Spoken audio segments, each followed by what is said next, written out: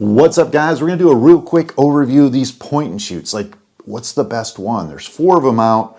One of them's discontinued, the A1000 Nikon. We have the HX99, which is the smallest of the cameras, the Canon without the viewfinder, 960 millimeters, and the Panasonic. So let's jump into this. I have about 20 different items I put in criteria, kind of rated them, my experience with it. It's nothing scientific, it's just being out in the field and things I've noticed. So let's get into this, kind of see, and at the end we'll sum this up to what I think is most important if you're looking at the differences between these cameras and that. So size-wise, HX99 is going to walk away with it. This is a very small camera, it's like 8 ounces. The rest of the cameras are anywhere from 10 to 11 ounces. And if you're looking for a super small camera, this is definitely, this is the best as you're gonna get, especially for the zoom and the quality. Outside of that, size, weight, we talked about that. Let's talk about the zoom length. Now, if we look at the zoom length, it's a little misleading because the Canon walks away with 960 millimeters, which is substantially over the 720 millimeters of the Panasonic and the Sony, but the Nikon has an 840 millimeter zoom as well. But what do we notice? That there's really no difference between the Canon 960 millimeters and the Nikon 840 millimeters. So there might be a little bit of marketing. I don't know how they kind of equate this. I just noticed that these two were almost exactly framed up, maybe with the Canon slightly more, but yeah, I'm gonna rate them at the same 5 across the board for those two. Focus speed.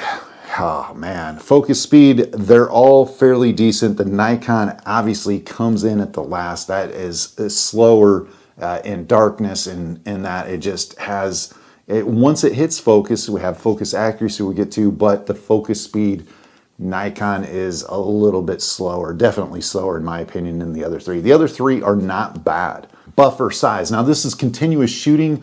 What's the buffer size and the capability?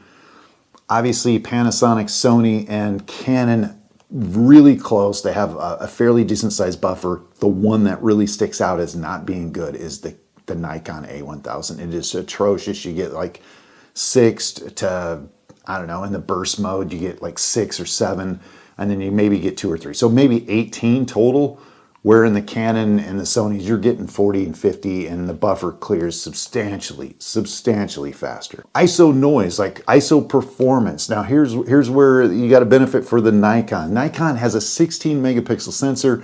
It just seems like it has less noise, and it allows you to turn off the noise reduction, and that's going to benefit in another area. But just know, looking at the image, if you're turning off all the doodads and you're just looking at the sensor, the Canon's like 21 megapixels, 20 megapixels, and the Sony's like 18 megapixels, and Panasonic's like 20, right around there. These, a few megapixels more, to me, noticeably a little bit more noise in the image.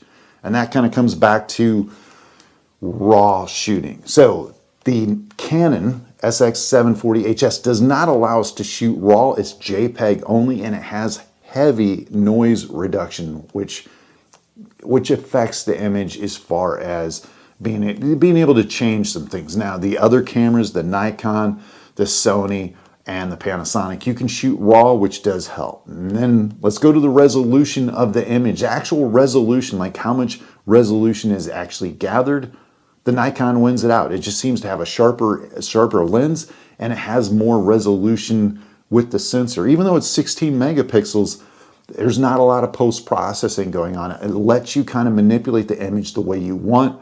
Where the Canon, you get, like, it's Canon's point and shoot. It's their theme. There's heavy noise reduction going on. The image looks clean. It's just when you really kind of start inspecting the image, you start to notice that there's been some manipulation done, where the Sony and the Panasonic kind of let it up to you, and especially the Nikon. So resolution-wise, I'm going to give that to Nikon. Overall image quality, Canon has a beautiful image quality. It looks very Canon-ish, so if you're into that, you really can't go wrong. You just have to stay away from high ISO because that sensor is pretty noisy.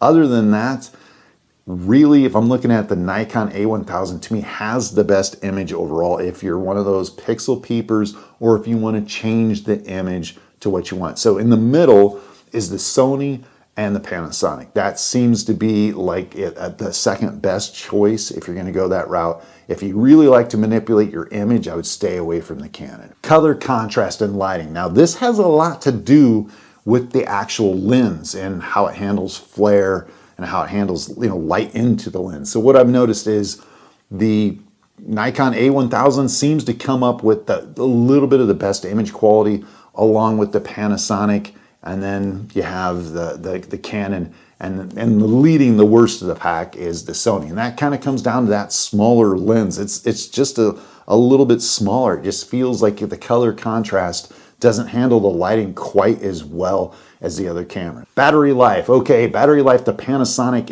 has a big battery. It's actually pretty impressive, along with the Nikon, and then you have Canon, and they're all kind of close, but really the smallest camera, the Sony, has the battery life's just not that good. You're going to need a few of those, so if battery life is important, you're going to want a few of those, or if you just want one battery and you want it to last all day, you're going to be really pushing it with the Sony. You might get it done with the Panasonic. Overall video quality, I would say actually surprisingly Sony and Panasonic, their cameras seem to have a really good video quality that I like. It seems to be a little bit more detailed, and you can kind of do some things a little bit more. Now, Canon has really good video as well. It does 4K like the other cameras, but you can tell there's a little bit more heavy manipulation. It feels like it's been modified, but it has a more cinematic look. I know that's kind of tough and that word's overused, but the Canon just has this really soft, very inviting look to the image,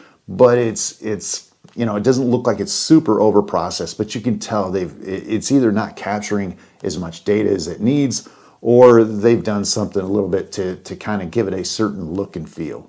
EVF, okay, so there's no brainer. The Canon version doesn't have an EVF. If I had to scope those out, Panasonic and the Nikon A1000 has kind of the best EVF because it's just built into the camera. There's no pop-up. The Sony does have one, but it's like 640K. It's not the greatest. You can barely kind of see what's going on. It's serviceable and it's needed, but if you're looking for an EVF, Panasonic version is probably the way to go. Sharpness of the lens. Okay, as you guys have noticed, I'm probably a pretty big fan of that A1000 lens. That 840 millimeters handles color contrast well, along with the sharpness. That being said, I'd probably go with the Panasonic, and then I would go with the Sony. After that, the Canon 960 millimeters, it's a little not quite as sharp. You might need to stop down just a tiny bit. But then again, it's hard to tell because there's so much image processing going on with that Canon that you don't know if it's the lens or it's the JPEG manipulation.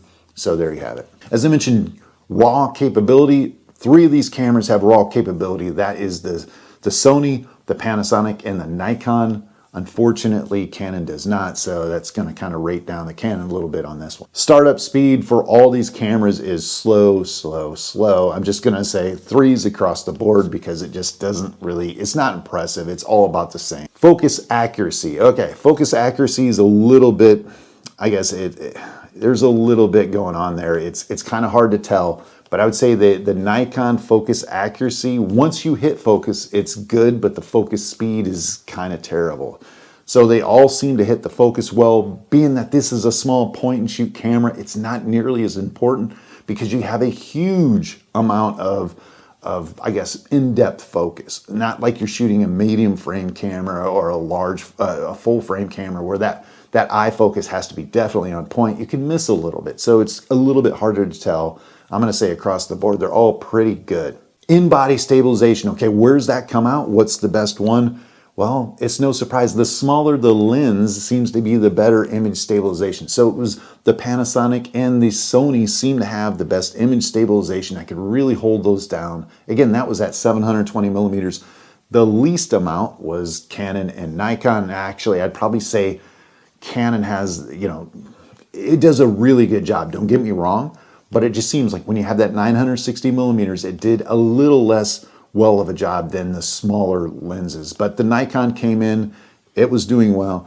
All these cameras, you can hold it down to like 1/30th of a second at full zoom, 720, 960 millimeters. It's when you're getting down to that 1/12th of a second, 1/8th of a second, which very few people will shoot at. you kind of notice a difference between the smaller lenses and the larger zoom lenses. Digital zoom. Now this is the thing, guys. This kind of equals things out as far as which of these cameras you want to take, because digital zoom really helps. Surprisingly, Sony has a very good digital zoom that you can get out to 1440 millimeters with this camera, and it looks pretty decent. In fact, when you do that, it looks kind of like film noise. It does a pretty good job. Panasonic does a fair amount of job. I think it's kind of coming in second place. And then you have Sony, or actually you have Nikon, and then you have Canon. Those are a little bit, they're okay. They seem to work. But overall, like overall zoom length, I think it's a wash between all these. By the time you do the extra digital zoom at 1440 millimeters, or let's say 1000 or 960 millimeters with these cameras, you know, it's a tough call to see which one's going to work, because there's so many variables. What ISO are you shooting? There's these different settings we have with the cameras. You want it as low as ISO as possible with these small sensors. If you can get away with that, it's very hard to tell the differences of what camera shot what. Frames per second, they're all fairly good. Obviously, the A1000 lacks the frames per second because it can't hold it in the buffer. But the rest of the cameras, the Canon, the Sony, and the Panasonic, are like 10 frames a second. So they come out just literally a little bit more on top.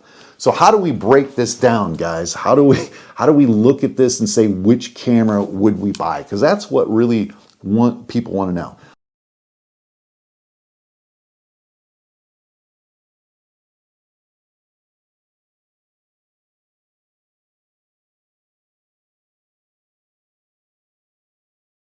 If the smallest camera, this is the HX99, it's about equivalent to the other cameras, but it's 30% lighter. It's just small. You can put this in your front pocket if you had, you know, some khakis and you're hiking and you don't notice it. I put in 30 some miles with it just in my front pocket.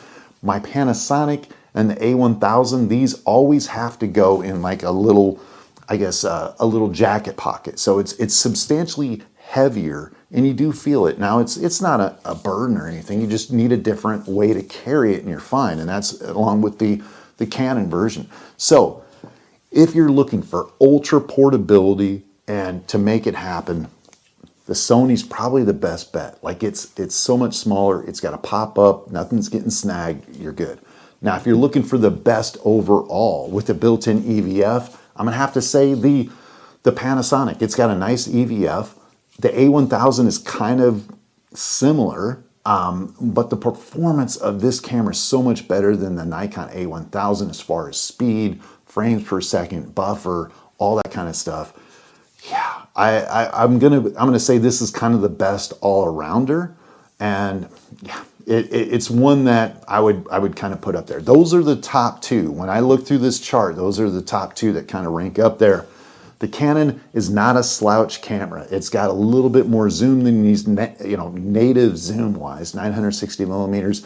Performance wise, it does well. The video looks pretty good in a cinematic way. It's just different. The way they go about this is a true point and shoot. Like, you don't want to have a lot of manipulation of the image. You get what you get out of this, and it's very compelling. It looks good. Just know that if you're one of those guys that want to change and want the most resolution for a small sensor, I wouldn't go with this. But performance-wise, and if you like the image that comes out of this Canon stuff, this is good. The A1000, the one that kind of ranked the lowest on our situation, to me, that's very much like the Panasonic, but you get the kind of the zoom of the Canon native zoom without digital. Performance-wise is kind of horrible, but image quality-wise is on top of the rest by a smidge. It's not super noticeable, but it's a little bit. So if you want the ultimate image quality and you're able to put up with, less buffer, less focus speed, a lot of performance issues, then I'd go with the Nikon. It's discontinued, but you can kind of find it on third-party markets. Some of them you can find new in some areas where they have some left over, but there you guys have it. Now, how would I go about it? If I was you, I would go through this chart that I'm going to show you and put some weighted averages. That's like the stuff that you want to be able to, what's most important. Size, weight, speed, functionality, resolution, quality, All that has to be up to you guys as far as what you want. I'm just giving you what is kind of seen here, and then from there out, you can kind of figure out, go down the chart, apply the settings, get in a spreadsheet, apply what works for you, and then pick your camera. For me, kind of, the Panasonic is kind of a do-it-or-all. You have the EVF, it seems like a pretty good choice. It's a safe choice. Wish it had a little bit bigger zoom, but other than that, everything else comes in. Surprisingly, the Sony really surprised me because it's not that far off the mark of these other cameras. It really isn't, and it's so much smaller. And the video focus is really good. It's right up there with the rest of them, if not better. So they really put in a lot of good stuff in this, and this is like $473. So it is right up there with the price of the other ones, maybe even a little more pricey. And there you have it, guys. Hope this helps. Ergonomics on all these cameras kind of suck because they're super, super small. I have somewhat big hands, and it doesn't matter. It's a small, tiny point and shoot, and you're just going to struggle with it if you're even medium-sized hands, you're going to struggle with the ergonomics. That's just the nature of the business with this. Comments, questions down below. Hit that like, subscribe, and I'll see you guys later.